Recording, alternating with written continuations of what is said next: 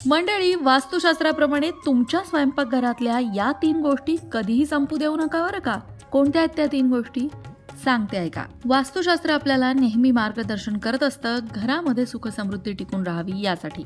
आणि यानुसारच वास्तुशास्त्रानुसार 3 गोष्टी घरात कधीही संपू देऊ नये. त्यामध्ये पहिली गोष्ट आहे तांदूळ.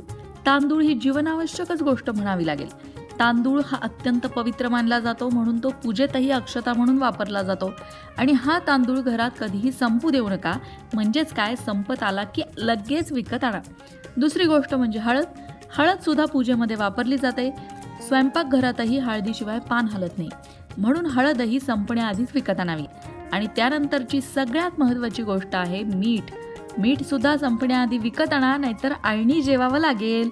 म्हणून या 3 गोष्टी स्वयंपाकघरात नेहमी असाव्या. त्यामुळे घर सुद्धा संपन्नतेने भरलेलं राहतं.